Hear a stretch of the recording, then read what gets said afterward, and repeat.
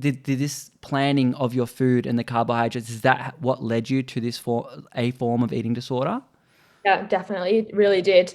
Um, there's a lot of different things that can lead to disordered eating and eating disorders. A lot of it has some kind of foundation in trying to find some control in your life in situations where you feel out of control. So for some people that might be, some sort of past trauma or bad experience, or it might be really discomfort in their bodies and trying to seek control through food because they're really uncomfortable with their bodies. But for me, it was diabetes. So I have always been like massive perfectionist type A personality. And when given, the challenge of diabetes, I saw that as okay, I'm going to be the perfect diabetic and do what I can to get my blood sugar levels perfect all the time, which resulted in me being super, super strict with food and with exercise as well.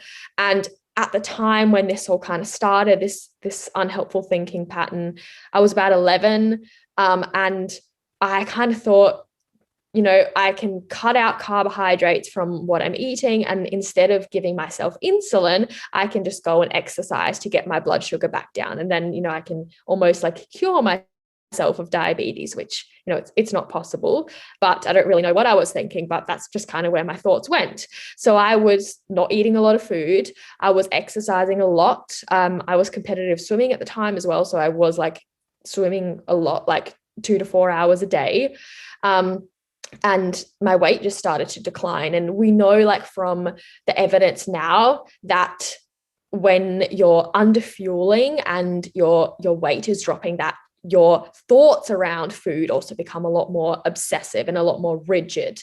And that kind of like spiraled from there until I did develop a pretty full-blown eating disorder and struggled with that for a good, let's say, 8 to 10 years, which was a big battle, like managing diabetes at the same time. Yeah. Do you feel like what lessons did you take from that you've kind of brought to conversations to people? Like if someone's being quite obsessive with food and I mean, maybe you can speak to this, but at the time, a lot of people from my experience actually don't know that they're going through something. Do you have some certain signs or thoughts that were going through your mind that looking back were like, oh yeah, I should have maybe not thought that? Or if you're thinking this, maybe go speak to someone or talk out about it. I think it all comes back to mental health because, like, everything that I did with good intentions. Like, I did it because I wanted to be the healthiest that I could possibly be. And, like, for example, when I was invited out with friends to go and like eat out at a restaurant and I would say no, that wasn't because I didn't want to go out with them. It's because I genuinely thought, it's going to be healthier for me if I stay home and eat my own home cooked food versus if I go out with my friends, because that's unhealthy.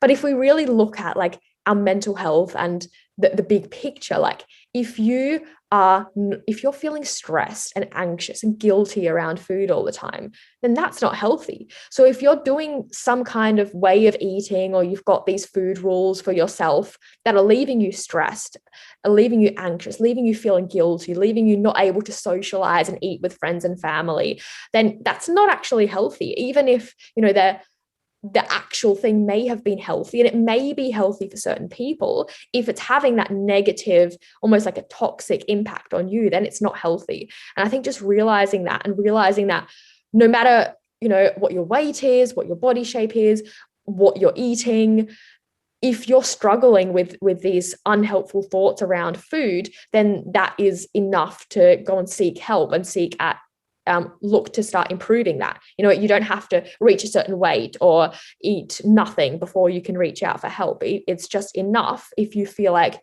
what, I'm miserable, I'm happy, I'm unhappy, I'm stressed all the time, I feel guilty around food all the time. That's not healthy, even if you think you're doing all the right things and having all the green juice and salads. I love what you touched on. And this is why I love asking people on the show, what's their definition of healthy?